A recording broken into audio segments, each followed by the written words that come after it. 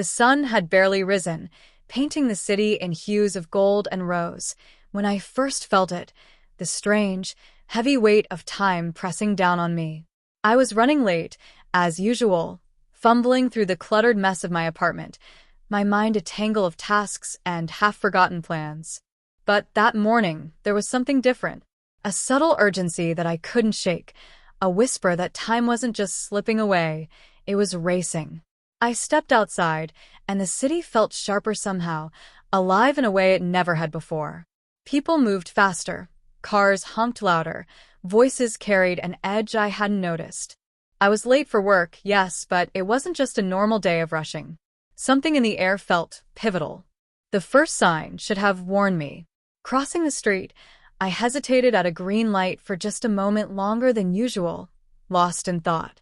That moment cost someone else, the elderly man with the cane, his step faltering as a bicycle swerved dangerously close. I barely caught myself from apologizing, my heart pounding in a way that felt like a warning. By the time I reached the office, I realized I had forgotten something crucial, a file that could make or break my entire month. Panic set in as I ran back up the stairs, each step a thunderous drumbeat in my chest.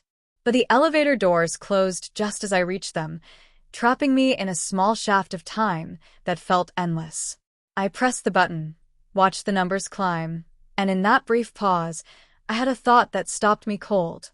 Time waits for no one. Not for me, not for the man I almost hit, not for the mistakes I thought I could fix later. The day passed in a blur, the normal rhythm of emails, phone calls, and meetings. But every tick of the clock seemed louder than before, each second a tiny explosion that reminded me of life's fragility. I went through motions I had once taken for granted, a handshake, a smile, a nod of approval. And yet, each one felt loaded with meaning, as if I were suddenly seeing the consequences of every action I had delayed, every, "I'll do it tomorrow," I had whispered to myself. Then came the call. My voice cracked as I answered, a routine number that would change everything. The news was short, precise, irreversible. Someone I loved, someone whose presence I had assumed was eternal, was gone. The words echoed like gunshots in a quiet room, leaving only the deafening sound of what could no longer be. I remember standing there, frozen, my hands shaking, my mind screaming at the absurdity of it all. How could I have wasted so much time? How had I ignored the little signs, the moments that demanded presence, attention, and care? The truth hit me with brutal clarity. Life does not pause. Time does not bend to our convenience. And in that instant, I understood the devastating weight of waiting. In the following days, the world carried on with its usual indifference. People walked, laughed, argued, and hurried, oblivious to the fact that for some, everything had changed in a heartbeat. I walked among them, a ghost moving through familiar streets, yet nothing seemed the same. The coffee shop where we laughed felt hollow. The park where we strolled seemed painfully empty. Every place was a reminder, a monument to moments lost forever. Sleep became elusive. Every night, I replayed that day, that brief pause at the elevator, the hurried steps, the forgotten file, the green light I had hesitated at. It was as if the universe had orchestrated a series of subtle warnings, each one ignored, until the final, irreversible lesson arrived. Time waits for no one. Not for excuses. Not for regrets. Not for anyone who believes there will always be a tomorrow. I started noticing the small things afterward. The way a stranger's smile could brighten a day, the softness of sunlight falling through a window, the laughter of children echoing down a quiet street. I learned to cherish moments, even the mundane ones, because each tick of the clock carried the weight of inevitability. I began to call loved ones, not out of obligation, but with urgency. I said the words I had once saved for later.